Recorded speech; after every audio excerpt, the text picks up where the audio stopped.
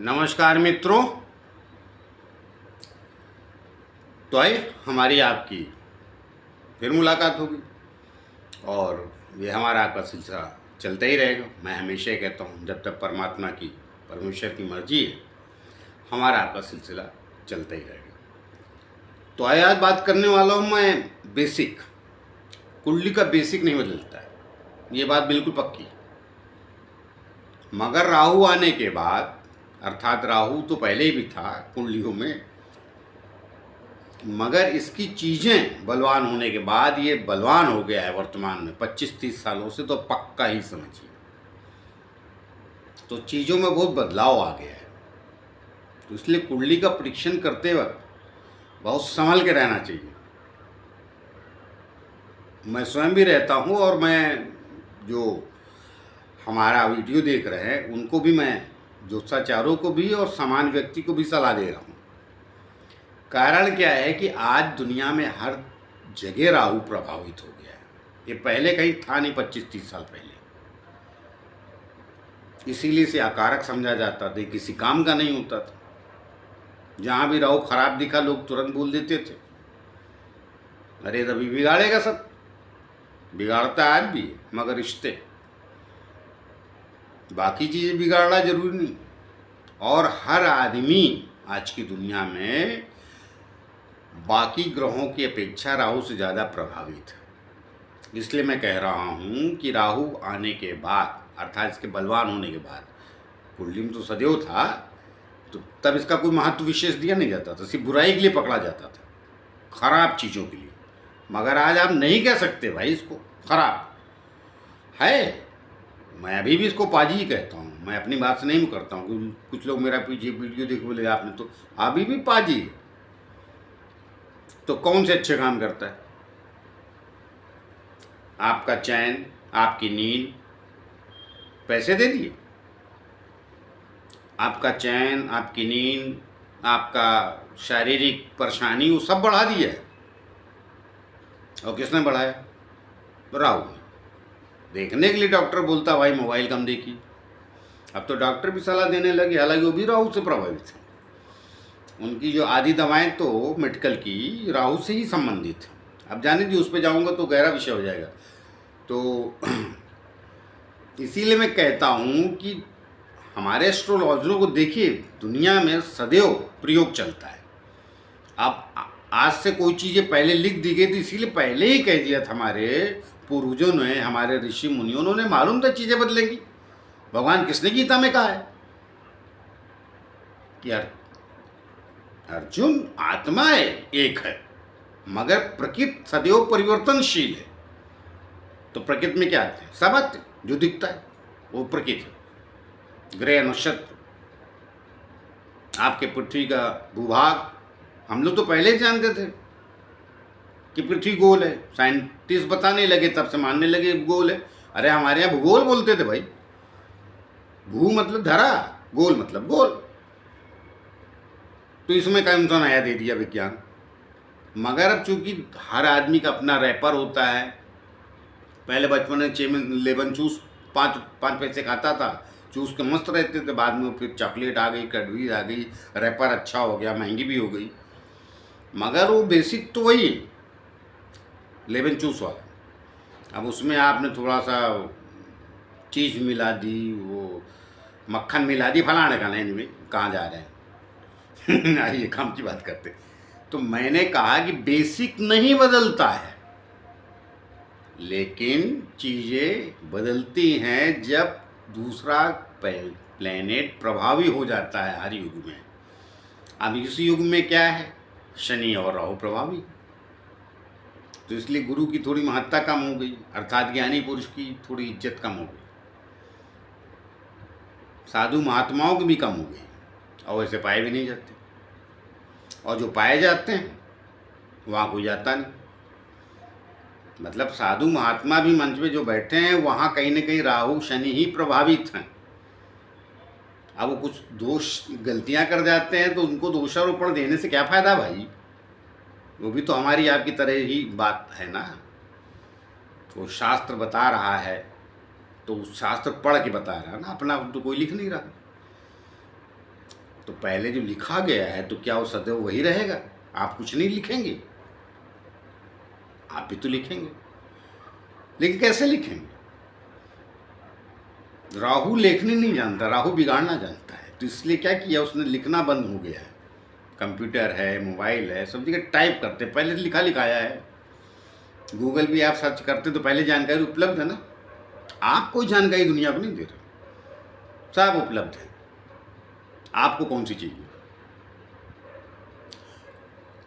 तो कहने का तात्पर्य है कि इसकी वजह से लोगों की कमाइयां बढ़ गई, तो राहु ने ही इनकम वगैरह बढ़ाई है सब, मगर उसने शांति भंग की है, इससे आप बच नहीं सकते।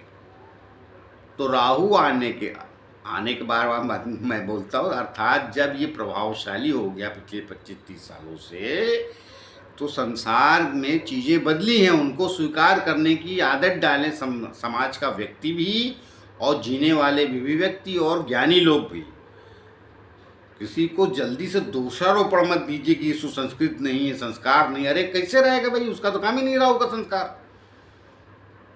अभी मोबाइल पे पता नहीं उसको क्या बोलते हैं, OTT, जो भी उसमें फिल्में आती हैं, जो नई बनती सीरीज वगैरह, उसमें आप देखेंगे गाली गलौज का संस्कार है क्या हमारा, मगर उसको लोग देखते हैं और वो कहते हैं एक्टिंग है।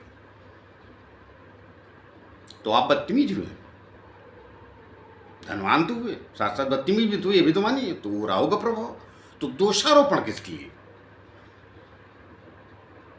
जो थोड़े कम प्रभावित हैं वो कहते हैं कि क्या हो रहा है, द्वंद्व चल रहा है, लेकिन वो भी समझें, ज्ञानी भी,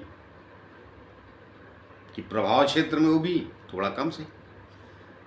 तो कहने का तात्पर्य है, मैं ज़्यादा लंबा ये वीडियो नहीं करूँगा। राहु की गहराई वगैरह मैं पहले भी कई बार बता चुका, आगे भी बताता रहूँ। मैं ये सिर्फ कह रहा हूँ कि लोगों को सरल तरीके से ये समझने और एक्सेप्ट करने की आवश्यकता है कि आप इसके बहुत ज़्यादा प्रभाव में है। मोबाइल है, टीवी है, लैपटॉप है। अरे भाई, आज का युद्ध का सामान भी तो मंगल से प्रभावित नहीं रहा, उसमें भी राहु हो गया। टारगेट करके लोग लैपटॉप पे, मतलब कंप्यूटर से मारते हैं, तो युद्ध भी राहु से प्रभावित है। तो कपटी होता है ना राहु, तो हर जगह कपट है। सज्जन में भी कपट है, जुक्के दुक्के बच गए। वो दुनिया में, समाज में एडजस्ट नहीं कर पा रहे हैं, या अगर कर भी पा रहे हैं तो दुनिया वाले उनको एडजस्ट नहीं कर पा रहे। ये तो बैकवर्ड है। अरे नहीं यार, वो भी बैकवर्ड नहीं, वर्तमान वाले भी उनको इतना पीछे ना ढकेलो भाई। जिसको आप लोग बड़ी आसानी से जनरेशन गैप बोल देते हैं। जनरेशन गैप वगैरह कुछ नहीं होता है। रोटी खानी पानी सब हम भी करते थे, वही कपड़े पहनते थे, यही बाल थे, यही चश्मा था, खाली मोबाइल आपको एक्स्ट्रा चलाना है बस। उसके लिए बैकवर्ड मत बोलिए उनको, तो उससे सामंजस्य बिगड़ा रिश्तों का। तो ज़्यादा प्रभावशाली जब होता है राहु, तो फिर हर जगह रिश्ते बिगड़ते हैं। मियाँ बीवी के, बच्चों के खुशियाँ जाती हैं। खुशियाँ रिश्तों से आती हैं ना। जब रिश्ते लुटते हैं तो पता चलता है। तो इसलिए मैं कह रहा हूँ कि राहु आने बाद चीज़ें बहुत बदली हैं, मगर बेसिक नहीं बदलता है कभी। ना ज्योतिष का बदला है, ना आपके परिवार का बेसिक बदलेगा। वो जब बेसिक बदलने की बारी आती है तो ऊपर वाला बहुत कुछ बदल डालता है। उसकी चक्कर छोड़िए, वो होता रहता है 2-5 हज़ार सालों में। तो कहने का तात्पर्य सामंजस्य बैठाना सीखिए, राहु को एक्सेप्ट कीजिए और बेसिक को भी, तो जिंदगी थोड़ी आसान और सरल रहेगी। तमाम लोग अपने धर्म का ही आजकल बड़ा चर्चा करते रहते, उससे झगड़े भी करते रहते हैं। तो कहाँ धार्मिक है? राहु के प्रभाव हर जगह उलझते रहते। तो राहु का काम तो लड़ाना, सुलझाना तो गुरु का काम। तो वो चीज़ों का प्रभाव है इसको, इसलिए मैं बार बार कह रहा हूँ कि इसलिए मैं ये बहुत लंबा वीडियो नहीं कर रहा हूँ, सार की बात बता दे रहा हूँ। बेसिक नहीं बदलता, मगर राहु के आने के बाद अर्थात राहु के प्रभावशाली होने बाद बहुत चीज़ें, वस्तुएं, माहौल, आपका जीवन शैली तब्दील हुआ है। उसको एक्सेप्ट कीजिए। उसको एक्सेप्ट करेंगे तो शायद थोड़े से बेहतर एडजस्टमेंट करके आप शारीरिक, मानसिक, आत्मीय चीज़ों को समझ पाएंगे। तो पहले तो शांत होना सीखिए। जितने भी आइटम आपको संसार में दिख रहे हैं शांत होने की प्रक्रिया नहीं बताते हैं, उद्दंड होने बताते हैं। साउंड कितना ज़्यादा हो गया, हर जगह शोर करते हैं लोग, संगीत थोड़ी सुनते हैं, लोग डराते हैं संगीत के नाम पे। अरे माइकल जैक्सन ने कहा है अपना धूमधाम किए और दुनिया में चले गए, सब उनके फैन हो गए, उसके बाद तो दुनिया को रोक दे के चले गए ना संगीत का। कोर्टों को, हाई कोर्टों को, सुप्रीम कोर्टों को लगाना पड़ा रोक शोर पे। और बहुत शोर और संगीत का अंतर राहु ने खत्म कर दिया। उसको आप जनरेशन गैप नहीं कह सकते। उसके अंतर को समझिए। तो संगीत सदैव अच्छा, शोर सदैव बुरा। तो मैं दोहरा देता हूँ कि राहु आने के बाद चीज़ें बहुत बदली हैं। तो संगीत समझने वाले भी उसको समझें और शोर मचाने वाले भी, जो संगीत नहीं सुनते, जितना तेज स्पीकर कर दिए एक गली से चौथी गली में आवाज़ जाए तो बड़े खुश होते हैं, वो भी समझें। तो सामंजस्य समाज का बना रहता है, वरना विरोधाभास होगा और फिर आगे चल के चीज़ें बहुत बिगड़ेंगी, अर्थात एक दूसरे को मार काटो। उस पर बाद में होगा। आज मैंने पहले बेसिक समझाया, राहु को भी बेसिक ही बता रहा हूँ, इसके गुण हैं, मगर ये भी समझा रहा हूँ कि बेसिक चीज़ें नहीं बदलती, न कुंडली में न गणित में। जो एक बार बेसिक हो गया वो नहीं बदलता है, सब उसके आधार पर चलता है। आप प्लेन कितना भी मॉडर्न बना लिए, ट्रेन कितनी मॉडर्न बना ली, लेकिन शुरुआत जो उसका आधार है वो वहीं जोड़ना पड़ेगा आपको। 2 2 4 का जो हिसाब है वो 2 2 4 से शुरू, उसके आगे आप कितने गण तक होते हैं वो विषय बात का। इसीलिए राइटर उन्होंने पहले लिखते थे, सब ज्ञानी पुरुष ज्ञान के ज्ञानी।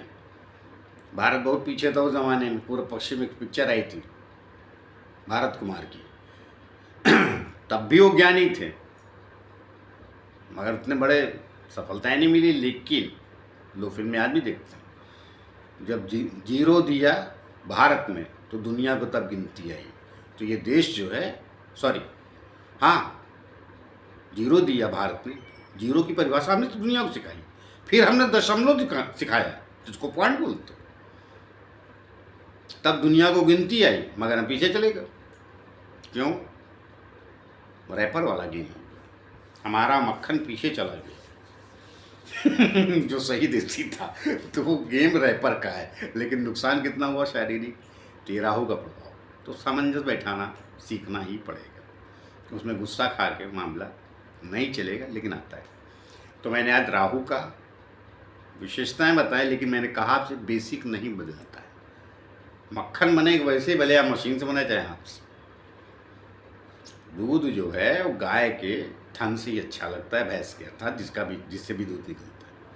मगर आज कितने कमीने हो गए राहु के लोग प्रभाव में। डुप्लीकेट दूध, डुप्लीकेट शराब, डुप्लीकेट ताड़ी,